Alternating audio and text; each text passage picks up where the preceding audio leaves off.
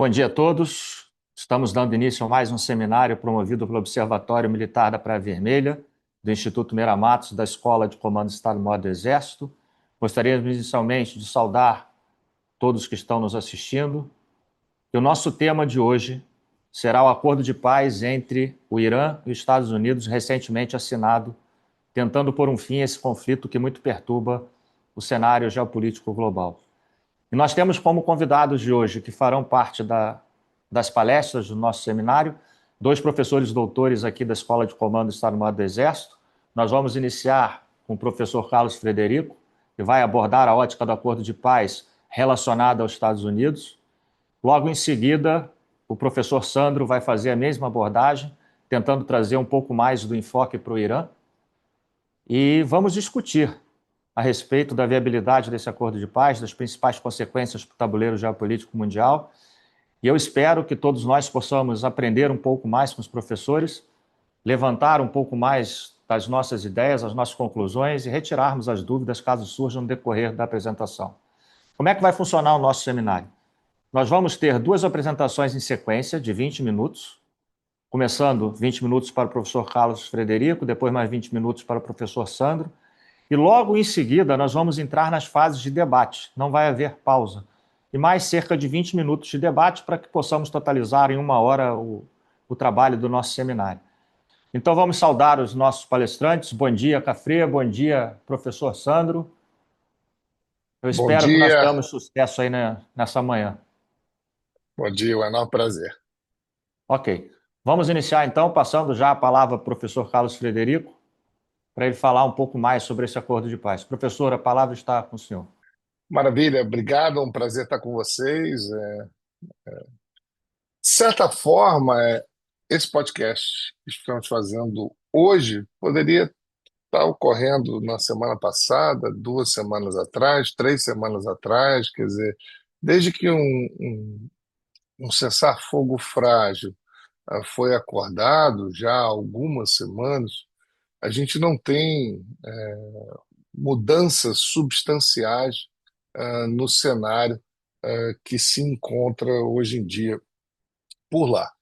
O que a gente tem com esse acordo é, é alguma delimitação do que vem pela frente, se tudo der absolutamente certo, né? Então, acho que eu vou tentar aqui fazer um contexto histórico contemporâneo, né? Mas trazendo um pouquinho do que a gente pode enxergar e o que isso significa, especialmente a partir da ótica dos Estados Unidos, do governo Trump, da sua coalizão legislativa e por aí vai. O MOU, né, o memorando assinado, né, em 18 de junho, não é necessariamente um tratado de paz, não é necessariamente um acordo nuclear, e, quiçá, pode ser comparável, né, ao acordo assinado pelo Obama com o Irã, quando a gente faz a comparação em termos de densidade jurídica, né? Ele é, em si, um instrumento político de saída da crise, né? Então, ele, de certa forma, congela o conflito por mais 2 meses, né, por mais 60 dias, eh, enquanto as partes negociam alguns outros assuntos que realmente importam. Então, de certa forma, é uma escalada para baixo, né? A gente passou por vários momentos desse conflito, onde a gente teve a escalada para cima, agora a gente tenta escalar para baixo. E eu acho que o que é importante também, e que é absolutamente condicional da situação, é o desejo do governo Trump de encerrar esse assunto o mais rápido possível, né? Acho que é um assunto que a gente pode voltar depois, mas Trump começa esse conflito querendo redesenhar a região e ele, ao final, consegue o objetivo de redesenhar a região, só que em maneiras e padrões bastante distintos do que esperava no início, né? Ele vai entregar ao fim um Irã encorajado, com um poder que antes não tinha, os Estados Unidos fragilizado em relação ao Irã, fragilizado em relação aos seus parceiros, então ele acaba por entregar um resultado bastante distinto do que era o objetivo no início. No centro da discussão, a questão de navegação no Estreito de Hormuz. Desde que o mundo é mundo, que quando se faz cenário militar para aquela região e que envolva o Irã, uma das questões discutidas é o que acontece se o Irã fechar o Estreito de Hormuz. Até hoje em dia, isso era simplesmente simulado, porque jamais isso tinha acontecido. Pois bem, aconteceu e o Irã entende hoje que com alguns dias ou algumas semanas de fechamento do Estreito de Hormuz é capaz de causar, se não um colapso da economia global, é capaz de incutir na economia global uma pressão de tal maneira a conseguir benesses como aquelas que vêm agora a partir do acordo, né? Então, pela primeira vez em muito tempo, sanções à exportação de petróleo e derivados por parte do Irã estão caindo. Nós temos 300 bilhões em fundo de reconstrução que está sendo destinado ao Irã. E o que se tem em troca? A reafirmação de que o Irã não vai buscar armas nucleares, algo que já existia no acordo assinado pelo Obama em 2015, né?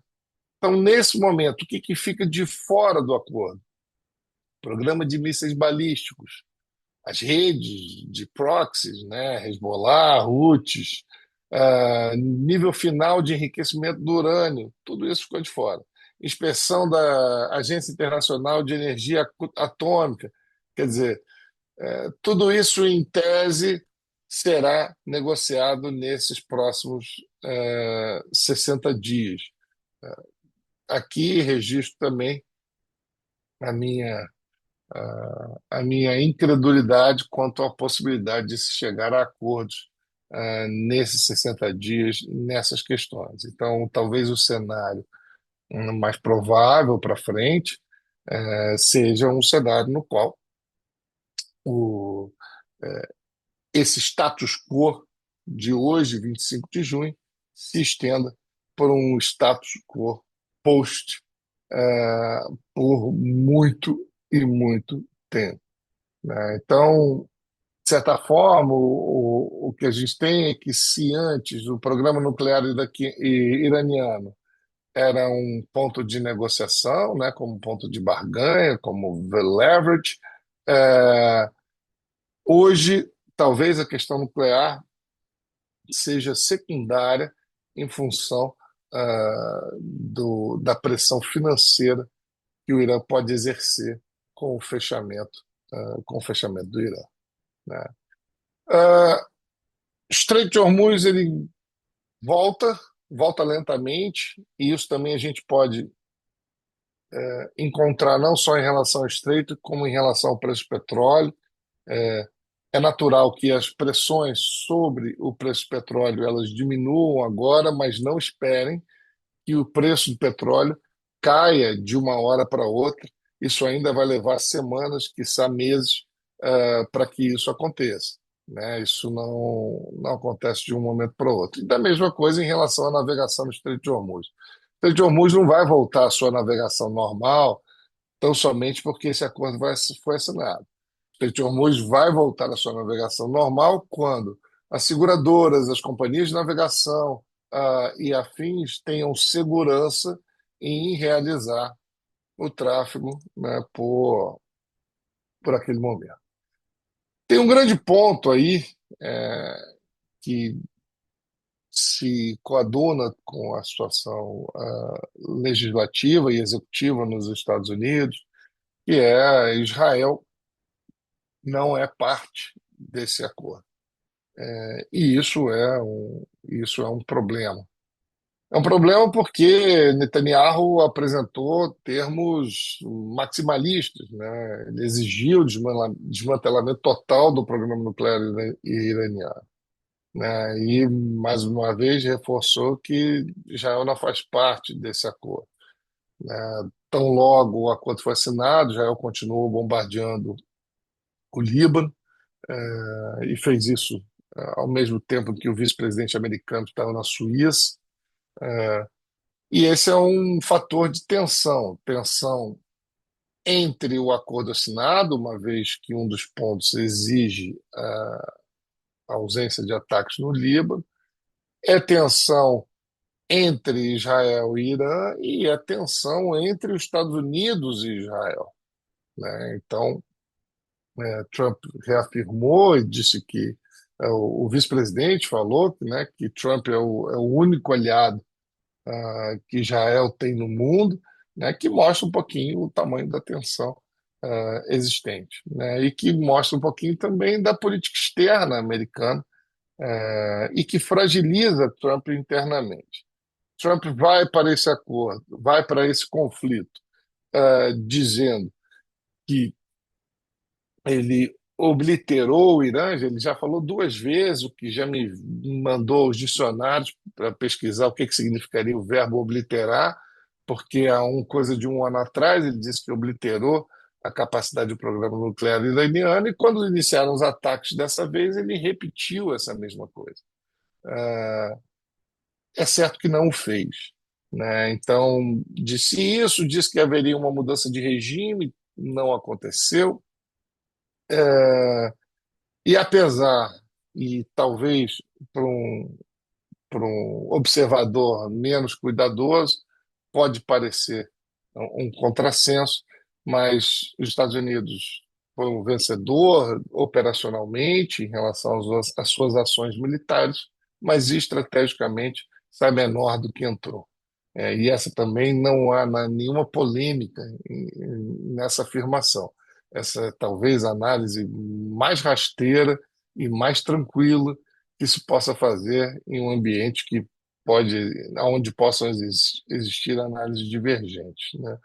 Trump chamou o acordo que o Obama assinou lá atrás do pior acordo da história, né? Mas ele conseguiu assinar um acordo com o Irã que foi muito mais generoso, em termos financeiros, né? Então, é, olhando aí para os cenários possíveis, né? Primeiro, temos uma eleição legislativa no final do ano nos Estados Unidos, e a base de Trump existe um risco de alta fragmentação, né? E a gente começa a enxergar isso.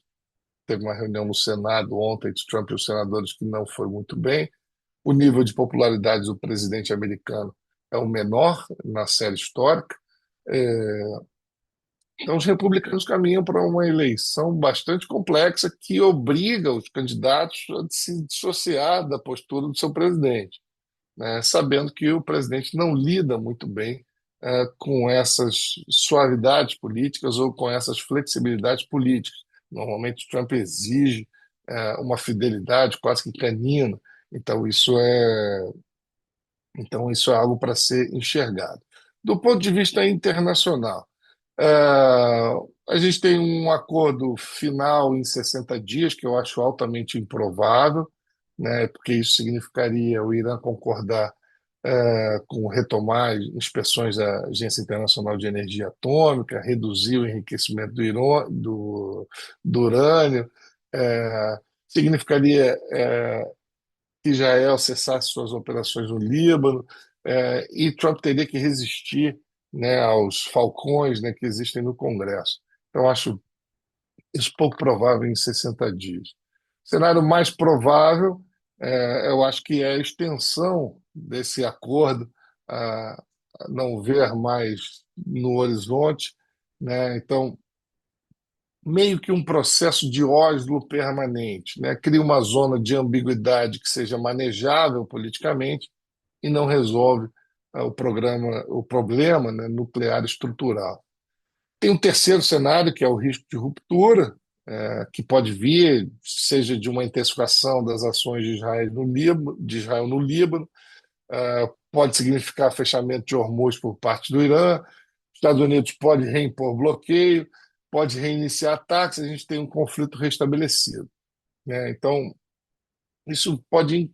E aí, o que pode contribuir para isso é se Trump perder o controle, né, da narrativa doméstica, né? Então, acho que a gente tem um risco aí de um conflito de menor intensidade, mas de maior prazo. Esse eu acho que é um risco real.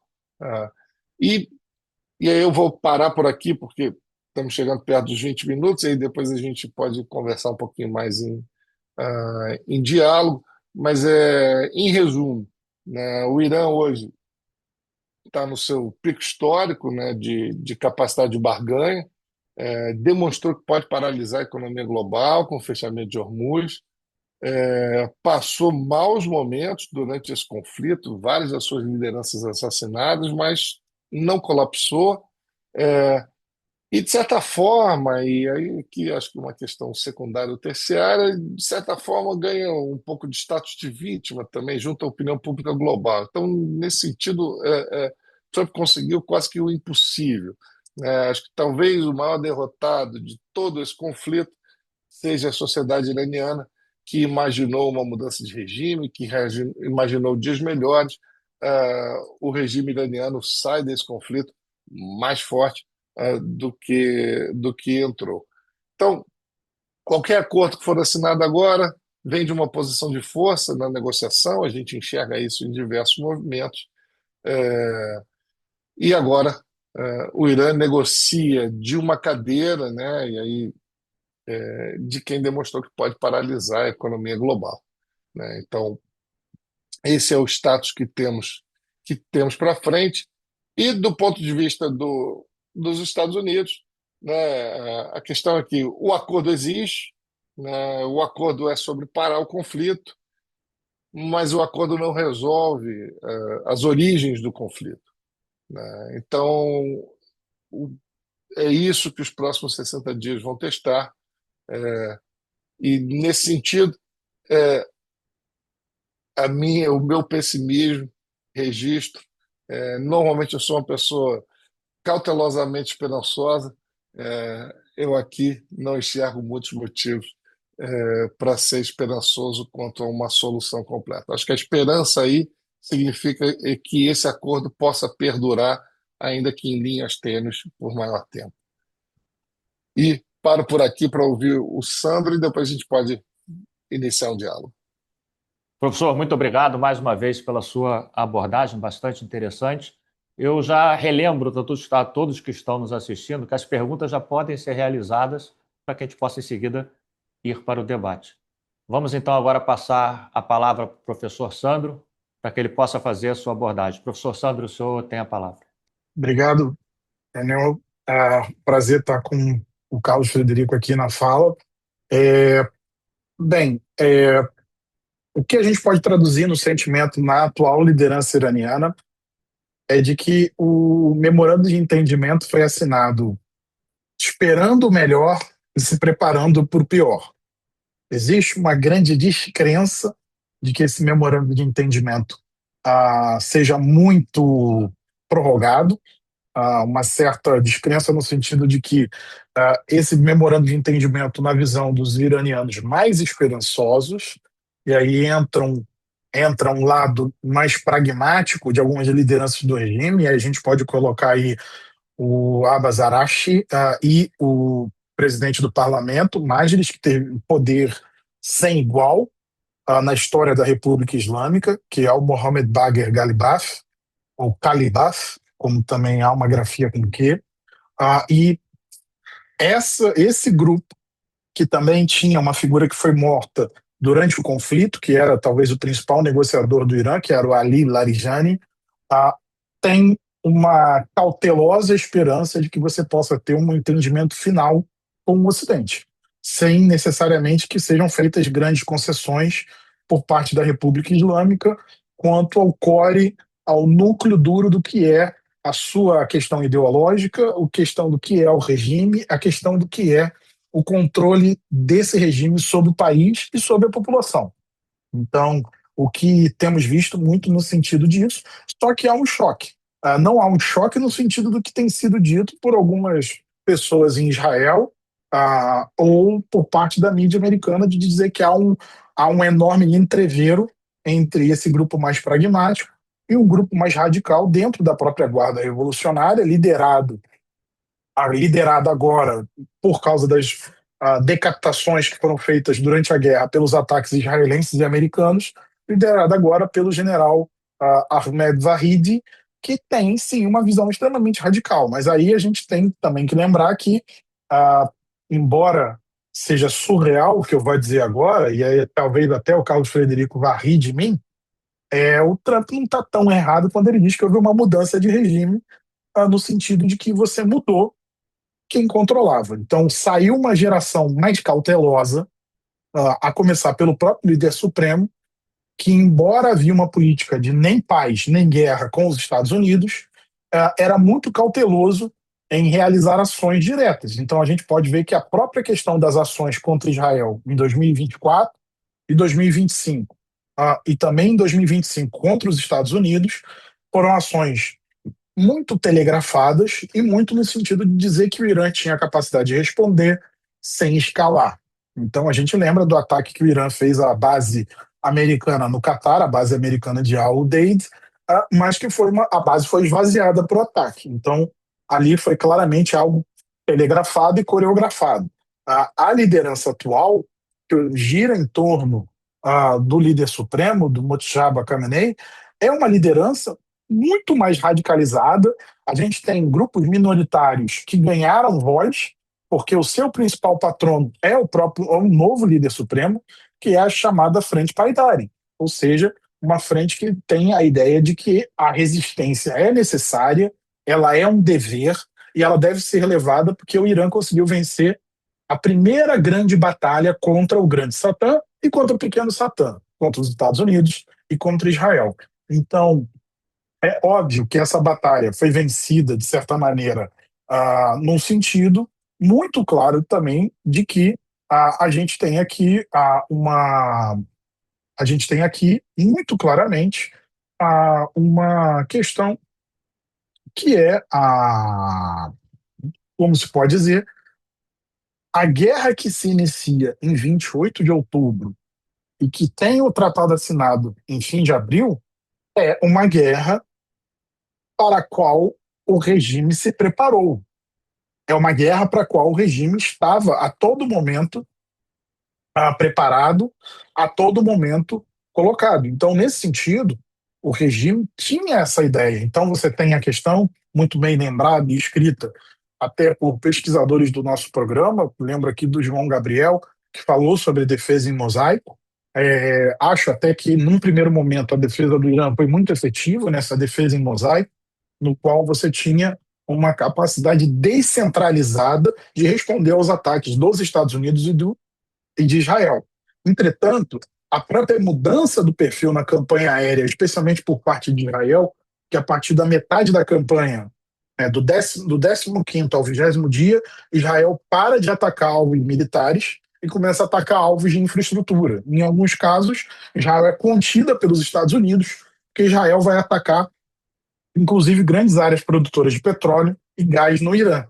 E isso a gente tem que lembrar que a principal preocupação do Trump não era tanto quanto as capacidades do Irã de resposta, mas sim quanto as capacidades do afetar da economia global que estavam sendo geradas por essa guerra. O fechamento do Estreito de Hormuz é só uma delas. Mas a capacidade iraniana de fechar o estreito e de manter esse estreito bloqueado, de certa maneira, mesmo que parcialmente, o estreito ele não foi completamente fechado. Aqui eu quero lembrar, ontem mesmo estava participando de um evento sobre isso, a gente teve, no escopo da guerra, algo em torno de 1.000 travessias no estreito. Mesmo com o risco de ataque, você teve mais de 1.000 travessias de navios no estreito, muitos deles feitos por aquilo que a gente tem chamado hoje de shadow fleets, ou frotas fantasmas, que são navios que têm uma situação dúbia do ponto de vista do direito internacional, operam em esquemas ilegais de venda de mercadorias, venda de petróleo, transporte de gás e por aí vai. Esse termo ficou muito famoso pela utilização desse tipo de técnica por parte da Rússia, derivado das sanções da guerra da Ucrânia, e o Irã tem se valido desse tipo de ação há muito tempo. A gente tem que lembrar que até 2022 o Irã era o país mais sancionado do mundo, perdeu esse posto para a Rússia por causa da guerra na Ucrânia. Mas o Irã ainda assim tem um admirável número de sanções. O Irã possui mais de 10 mil sanções contra o Estado iraniano, instituições iranianas e indivíduos iranianos. Então, isso é algo que também gerou no Irã uma atitude de criar a capacidade de como driblar a dificuldade. E isso se espelha também na estratégia, como a gente pode ver. De certa maneira, a gente tem visto aqui, por exemplo, a, a utilização de diversas capacidades, como a, as redes de proxies feitas por todo o Oriente Médio. Muitas vezes, os grupos que são chamados proxies iranianos não são proxies iranianos no sentido per se, ou seja, eles não são como, por exemplo, o Hezbollah do Líbano, as diversas milícias pró-iranianas que tinham sido criadas na Síria, que foram dissolvidas após a vitória do rei Tahrir al-Sham na Síria em 2024. Mas, como, por exemplo, a gente tem hoje diversas grandes milícias pró-Irã no Iraque, que tem gerado um enorme imbróglio no Iraque. A gente tem aí algo em torno de 300 mil homens no Iraque, que são milícias treinadas, preparadas e equipadas pela Guarda Revolucionária Iraniana e que são pró-Irã. E algumas delas, inclusive, entraram em território iraniano e apoiaram na brutal supressão dos protestos de janeiro, que a gente tem números diversos. A gente tem números que vão de 6 mil a 40 mil mortos nessa onda de repressão feita pela Guarda aos protestos que a gente teve em janeiro. O fato é de que há uma extrema desconfiança não só de algumas figuras ocidentais, mas também da própria negociação com os Estados Unidos.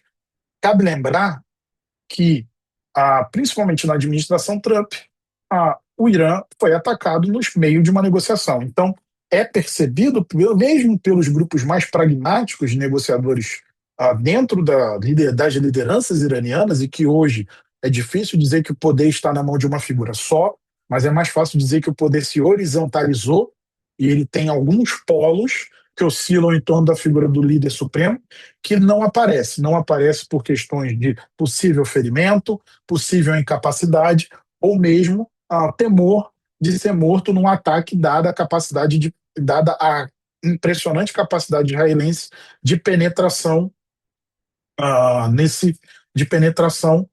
nas redes do governo iraniano e de ter aí a capacidade de localizar e eliminar, inclusive, lideranças iranianas, como foi o caso do que a gente viu do ataque que iniciou a guerra em 28 de fevereiro.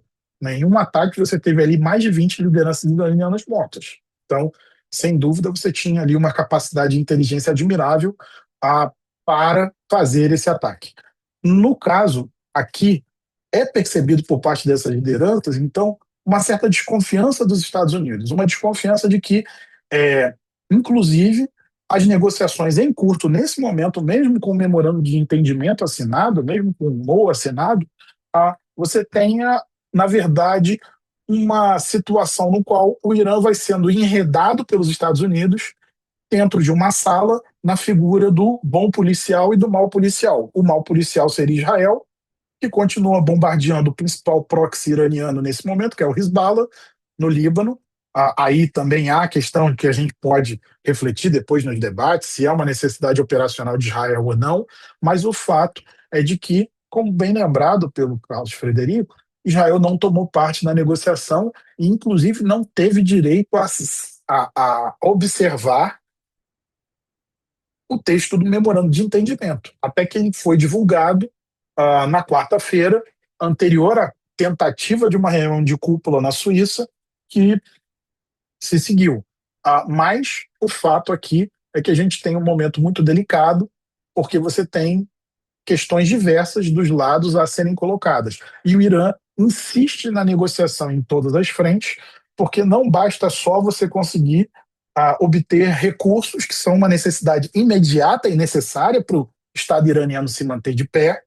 E aí a pressão é muito grande para a liberação de diversos fundos, liberar 3 bilhões, como foi o caso dos Emirados Árabes Unidos, 3 bilhões, como foi o caso do Catar, que foram liberados no último final de semana, a perseguição por parte do Irã de descongelar pelo menos 24 bilhões de dólares, mas aí até com um pedido mais ousado de 100 bilhões de dólares, e todos esses recursos que eu tenho falado, fora do fundo colocado, lembrado pelo Carlos Frederico, de 300 bilhões de dólares. Então aqui a liderança iraniana ela tenta obter o melhor, mas há um sentimento de desconfiança e de até descrença. Descrença no sentido de que é possível que esse acordo seja renovável em agosto?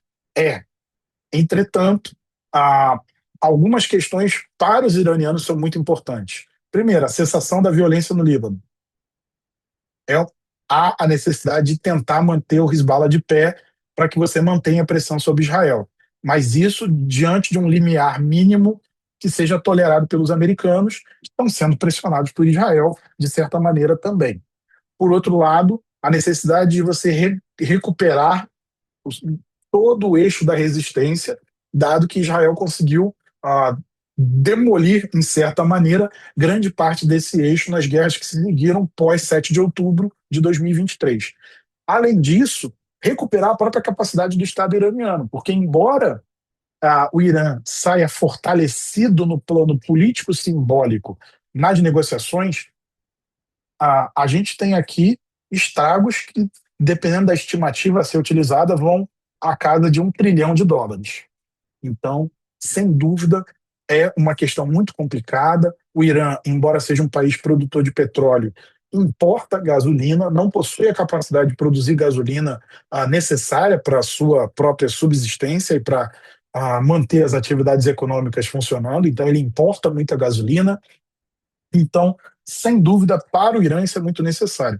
Entretanto, essa descrença é simbolizada com o fato de que, na segunda-feira, a gente teve uma encomenda. Na semana passada, a gente já teve uma encomenda iraniana de helicópteros russos, helicópteros que, em tese, serviriam para ações humanitárias, mas que, ao ver, se eu mostrar aqui o helicóptero para vocês saberão rapidamente que aquele helicóptero pode ser utilizado para fins militares. Então, há uma percepção de que, embora renovável em agosto, esse MOU talvez não passe das midterms. Existe uma descrença de que, na verdade, os Estados Unidos estão ganhando tempo para reconstruir estoques, armamento, e que depois das midterms, a depender do resultado, Trump possa vir novamente e renovar os custos da ação militar. Para o Irã obter um acordo e um entendimento no qual ele não possa ser mais agredido, aí sim pode, em tese, gerar uma situação e uma arquitetura de segurança para a região, no qual ele possa, inclusive, se vender como um ator que pode prover segurança. O fato é de que uma coisa o Irã conseguiu, ele arranhou a imagem dos Estados Unidos como guardião das monarquias do Golfo e tem forçado os países do Golfo a dialogar com o Irã, porque, como bem lembrado pelo ministro das Relações Exteriores do Catar, a não ser que ocorra uma tragédia tectônica de grandes proporções, o Irã vai estar sempre próximo de nós. Então é necessário ter um diálogo. E isso, inclusive, tem motivado mesmo atores que têm hostilidade ao Irã e têm razões hostis, inclusive com tomada de territórios tomados, anexados pelo Irã de maneira ilegal e que até hoje não estão resolvidos, mesmo à vista do direito internacional, como, por exemplo, os Emirados Árabes Unidos. Então, aqui, a própria questão nesse sentido acaba sendo também importante. E para o Irã é importante também estabelecer acordos e parcerias com os países do Golfo, não só porque esses países possuem uma coisa que interessa a Teherã imediatamente, que é dinheiro e moeda forte, mas também, nesse sentido, a capacidade de tentar convencer esses países de que o Estreito de Hormuz é importante. Porque uma coisa que começou a crescer durante a guerra é que muitos países do Golfo, Bahrein, Catar, Emirados Árabes Unidos, Kuwait e Iraque, perceberam que o Estreito para eles é muito vital. E aí talvez seja o caso de fazer tal como a Arábia Saudita e investir em oleodutos, em gasodutos, em linhas ou, como a gente chamaria em inglês, pipelines, que possam driblar, né, contornar o Estreito de Hormuz e fazer isso. Os Emirados Árabes Unidos já tem uma que se liga ao porto de Fujairah, que fica do lado, já fica para o lado do Oceano Índico. Entretanto, pode ser atacada aí diretamente pelo Irã, como foi atacado em diversos momentos da guerra. Para o Catar e para os outros países, talvez valha a pena investir em pipelines que possam contornar a capacidade iraniana de bloqueio e, com isso, reduzir a capacidade iraniana de pressão. Entretanto, aqui ficam diversas questões colocadas sobre a estabilidade da região, a, a, a despeito de toda a professada ideia do pivô asiático. Os Estados Unidos se permanecem aferrados à região, talvez muito mais pelas parcerias e pelas ligações, especialmente da família Trump, que não deixa de ver a geopolítica global como um excelente balcão de negócios. E eu digo isso porque acabamos de ter a declaração do presidente do parlamento iraniano, do Mohammad Bagher Ghalibaf, respondendo a uma coisa que o Trump disse ontem, dizendo que o dinheiro que seria utilizado do fundo de reconstrução seria utilizado para comprar soja, trigo e outros gêneros alimentícios para o Irã, produzidos por agricultores americanos. E o Ghalibaf disse que não, que o dinheiro para a reconstrução é de iniciativa do Irã utilizar e não de iniciativa de empresários americanos. Então, a gente fica claramente aqui num cenário que é turvo, difícil de mensurar quais serão os próximos meses. Então, há que se ter uma cautela em estabelecer previsões e cenários. Obrigado, professor Sandro. Vamos, então, conforme combinado, já passar diretamente para a fase dos debates. Eu gostaria de iniciar perguntando aos dois que eles pudessem destacar para a gente os pontos positivos e negativos por parte dos Estados Unidos, com o professor Carlos Frederico, por parte do Irã, com o professor Sandro, da assinatura desse memorando. Podemos começar, então, professor Carlos Frederico, por favor. Cara, acho que a gente primeiro precisa dizer ponto positivo a partir de qual perspectiva. Então, assim, da perspectiva do governo Trump, o ponto positivo é que dá uma clareza e dá alguma rampa de saída desse conflito. Tá? Então, acho que do ponto de vista do governo Trump, sem dúvida, isso é um ponto positivo. Eu diria um ponto positivo geral também, ainda que seja um acordo tênue, dá um pouco mais de tranquilidade, né, menos pressão econômica sobre o mundo, né? O maior inimigo de qualquer governante é a inflação. Quando os preços sobem, e essa é uma coisa que a gente tem já décadas na ciência política, preços sobem, popularidade dos governantes cai. Isso é um mantra, e isso então afetava todos, né? Está afetando a Europa. Imagina, a Europa está numa dupla crise de energia, né? Com o conflito da Ucrânia e com o conflito no Irã, e afeta todos os países em geral. O Brasil foi menos afetado, mas afeta todo mundo. Então, eu acho que eu colocaria esses pontos positivos. Você me perguntou negativos também ou não? Ou só positivos? Isso. Bem, negativo é que a gente tem um regime que, por motivos absolutamente justos, era considerado um regime pária no mundo e que agora foi absolutamente legitimado e sai desse acordo e desse conflito com mais força dentro desse redesenho da região que deu absolutamente errado. E eu diria, aí a gente vai precisar de algum tempo, né, alguns anos, quiçá algumas décadas, quiçá esse pode ter sido o maior erro da política externa americana em muitas e muitas décadas. Mas isso a gente ainda precisa de depurar um pouquinho ao longo do tempo, porque efetivamente gerou esse redesenho ao qual já referi. Sandra, Bom, por favor. sendo bem sucinto, por parte do Irã, eu vou começar pelo negativo. O Irã não conseguiu romper o isolamento e se tornou um ator que perdeu a possibilidade de fazer pontes, inclusive com atores da região. Então, as pontes que vão ser feitas agora vão ser feitas por meio da coerção. Ou seja, atores que, por exemplo, Omã não possuía nenhuma base ou instalação militar americana e foi atacado. e sempre foi um país que fez a ponte do Irã tanto com a Europa quanto com os Estados Unidos. As negociações, inclusive, que estavam ocorrendo ah, quando os Estados Unidos decidiram atacar em 28 de fevereiro, estavam ocorrendo em Mascate, em Omã.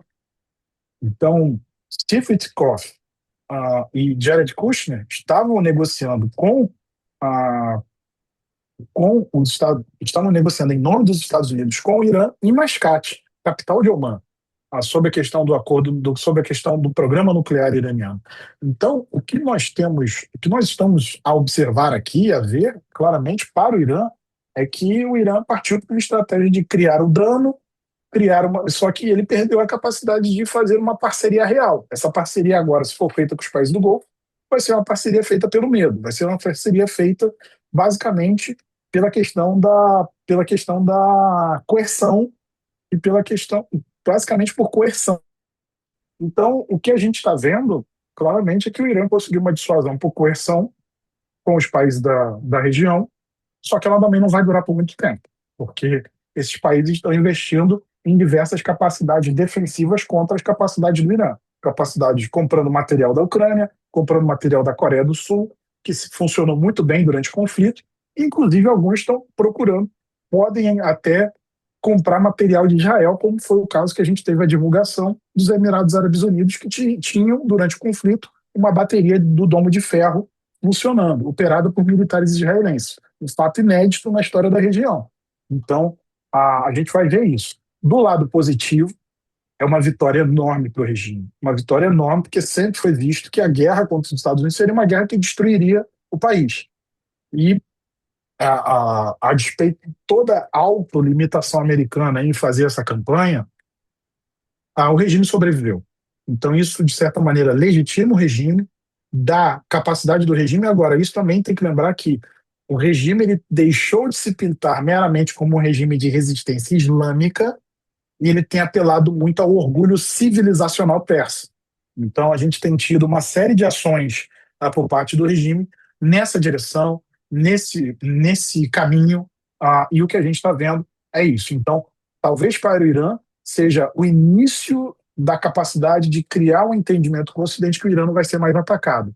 E aí, isso é muito precioso para o regime em Teherã. Uma pergunta agora que vem do nosso que está participando conosco, o Leopoldo Ritter, que é bastante interessante, eu deixo aberta para os dois. Ele pergunta como ficará a posição dos BRICS e a redução da atividade econômica na China após a assinatura desse acordo. Professor Carlos, por favor. Acho que os BRICS já têm, desde que houve a expansão dos membros dos BRICS, que há uma dificuldade maior e natural também de coordenação, né? Então, os BRICS estão tentando entender qual será a sua agenda comum. No momento em que você tinha só quatro, né, cinco, Brasil, Rússia, Índia, China e África do Sul, era mais fácil ter alguma agenda comum. E mesmo com muita divergência, a agenda comum era a reforma de instituições internacionais. Esse é o ponto principal, a maior voz na agenda internacional. Esse era o principal ponto dos BRICS. Quando os BRICS faz uma expansão para vários outros países, que inclui entre eles o Irã, torna-se um tanto mais difícil gerar agendas comuns. A gente está tendo um encontro agora na Índia sobre os BRICS, bastante aguado nesse sentido, onde não está trazendo nada de muito substancial. Então, tivemos um encontro aqui no ano passado, aqui no Rio de Janeiro, também não trouxe nada muito substancial. E presumo que assim será. Acho que há uma voz unida quando o assunto é maior voz nas instituições internacionais, né, e pós-Segunda Guerra Mundial, mas os BRICS, nesse momento, tentam encontrar a sua própria voz, né, para depois poder projetá-la de alguma maneira. Sandro, quer completar, por favor? Eu acho que o Carlos Frederico já disse ali muita coisa. Eu acho que a questão a China se preparou para a guerra. Então ela fez uma grande compra de petróleo iraniano em dezembro e janeiro. Os sinais eram muito claros de que haveria guerra.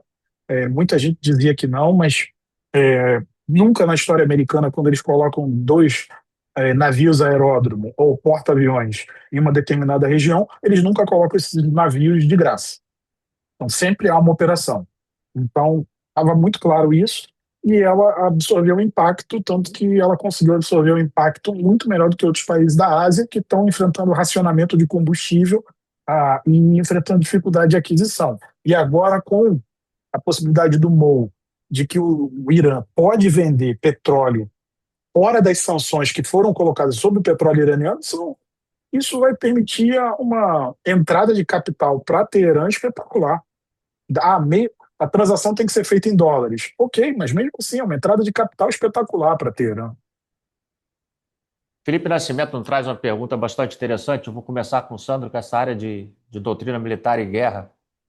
Você gosta bastante. A pergunta é o seguinte: como os resultados do acordo entre Estados Unidos e Irã podem ser interpretados à luz das lições da Guerra do Vietnã, especialmente quando a dificuldade de converter superioridade militar em ganhos políticos duradouros e preservação da credibilidade norte-americana?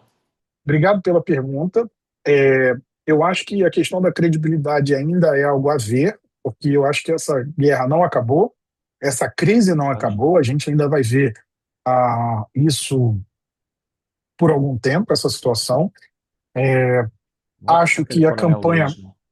Acho que a campanha americana foi muito limitada do ponto de vista do que poderia ter sido feito. E embora os americanos falem da enorme capacidade tática operacional de ter batido mais de 15 mil alvos, a questão é, em momento algum, os americanos impediram a capacidade do Irã de fazer a guerra.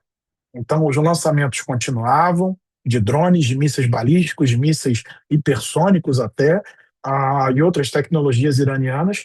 Ah, e, o- e essa guerra teve uma coisa diferente.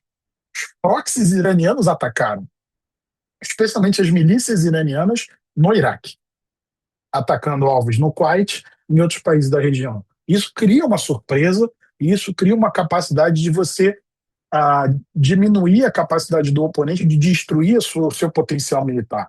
Então, eu acho que aqui o Irã soube se preparar doutrinariamente e operacionalmente para um confronto contra um adversário muito maior e preparou uma doutrina de acordo a isso. Então, eu acho que talvez essas sejam as lições a serem aprendidas e uma descentralização de comandos que é uma medida extremamente ousada e que eu acho que vale a pena o estudo disso. Professor Carlos, por favor. Não, imagina, nesse assunto, quando o professor fala, o aluno escuta. E assim é. Então, vou passar uma outra pergunta para o senhor. Qual é a influência, qual é o reflexo principal da assinatura desse acordo junto à sociedade americana?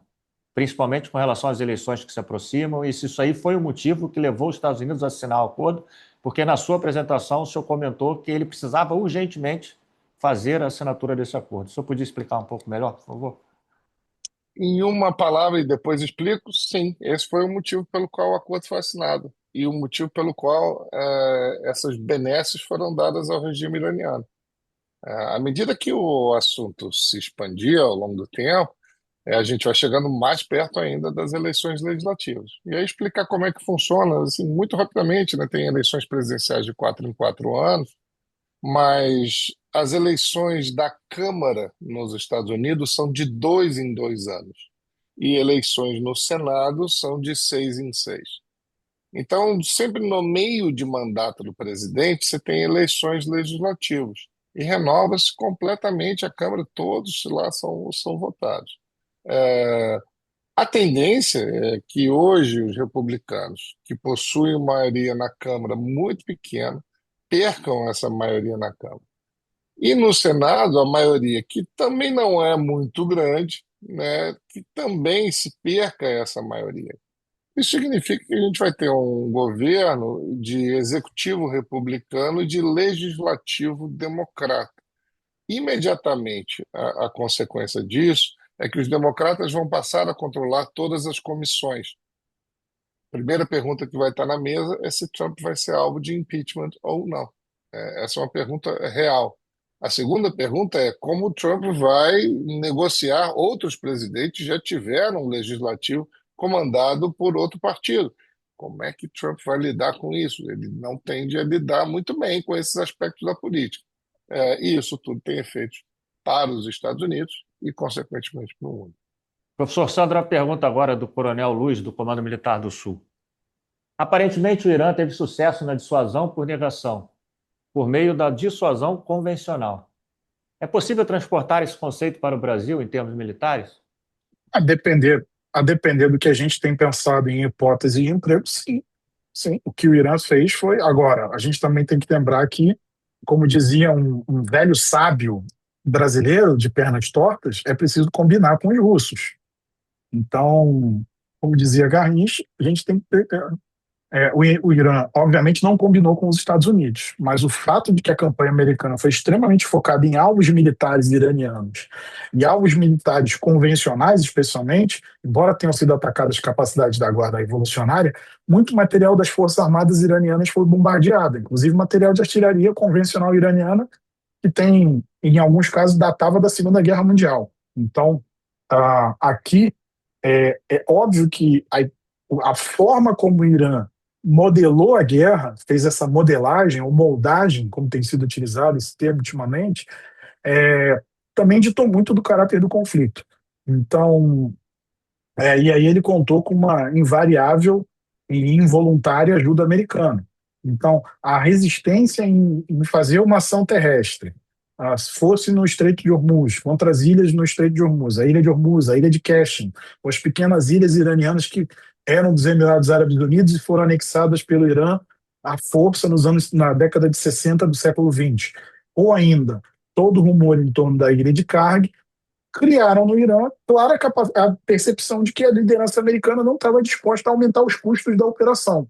Então, isso criou no Irã também a percepção de que se você aumentasse a pressão, você teria resultados favoráveis. E foi o que aconteceu. Então, a gente teve uma ameaça do Trump, que alguns entendem que foi uma ameaça nuclear, que foi aquela coisa de a civilização iraniana vai deixar de existir, mas o fato é de que a gente teve, de certa maneira, aí também uma campanha num primeiro momento, bem sucedida, não só pela capacidade do Irã de bater alvos em quase todos os países da região, e até mesmo em países que não eram objetivados. O Irã atacou o Azerbaijão, né, teve um ataque lá contra o aeroporto em Nakhchivan, mas o fato é de que a gente teve aí uma capacidade impressionante. Agora, essa capacidade não nasceu da noite para o dia. Isso foi fruto de estudos, foi fruto de lições aprendidas da Guerra de 25, a Guerra dos 12 Dias contra Israel, e, sem dúvida, o Irã conseguiu criar uma capacidade que eu acho que é, sem dúvida,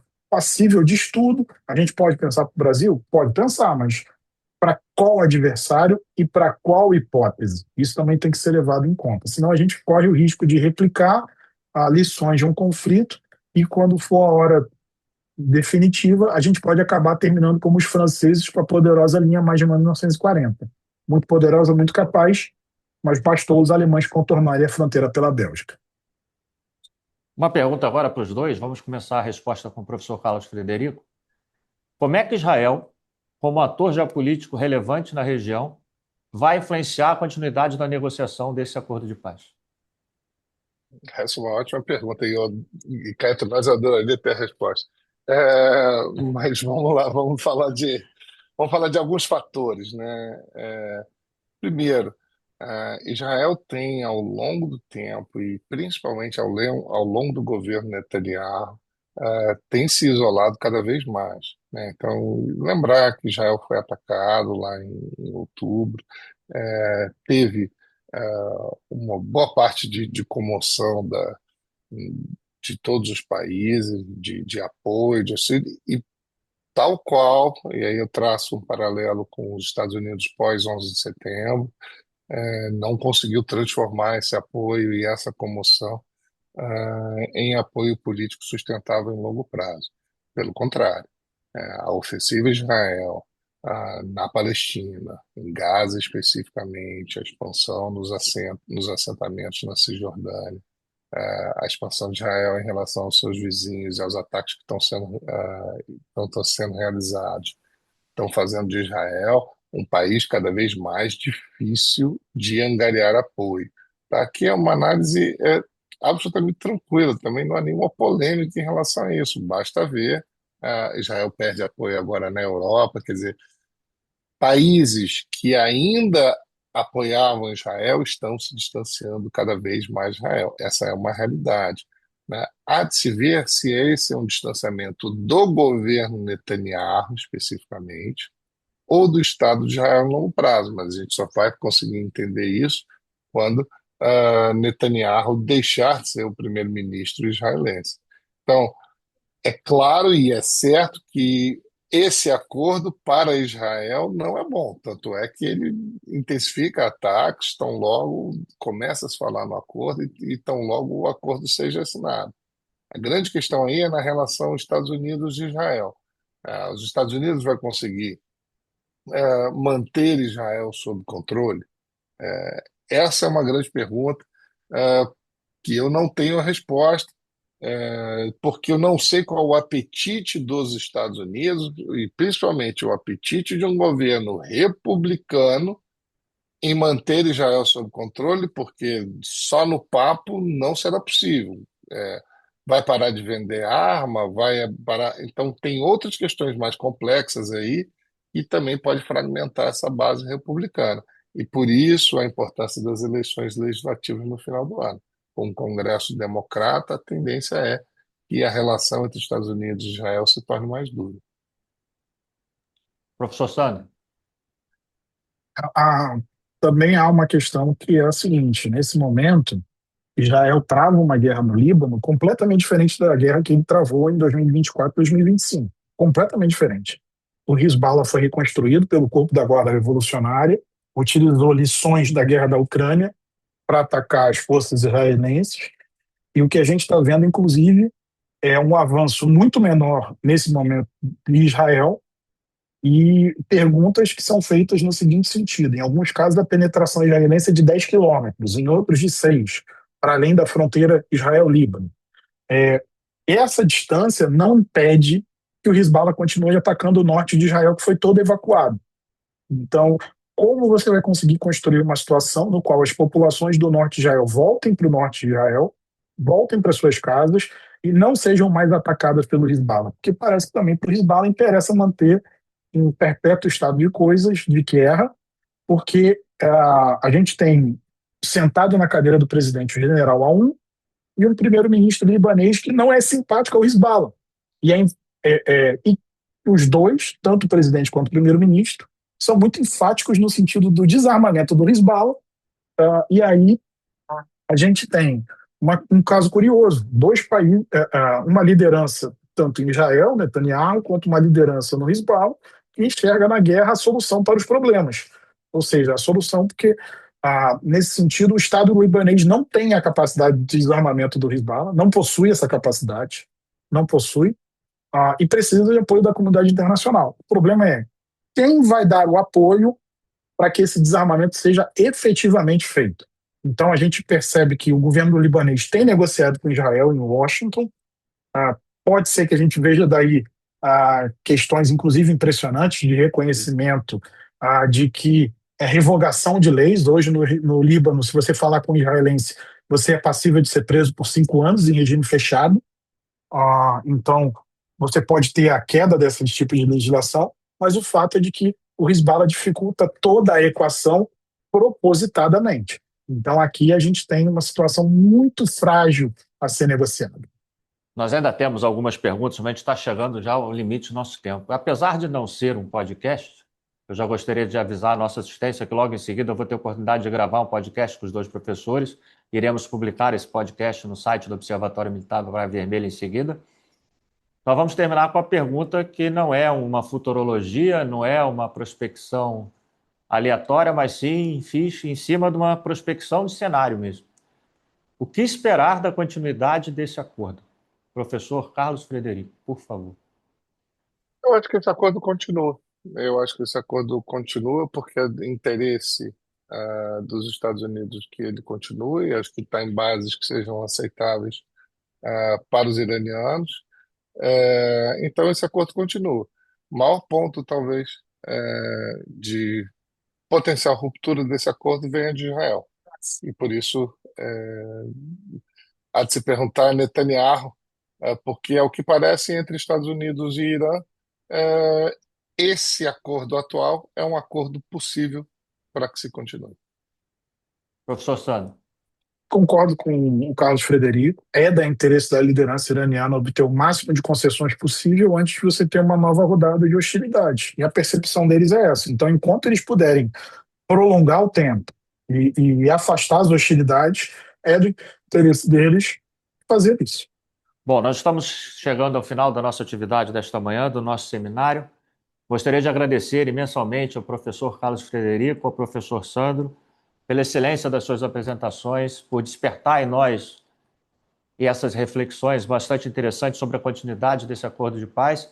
E deixo aberto para os senhores agora um tempo rápido para as suas palavras finais, por favor, professor Carlos Frederico.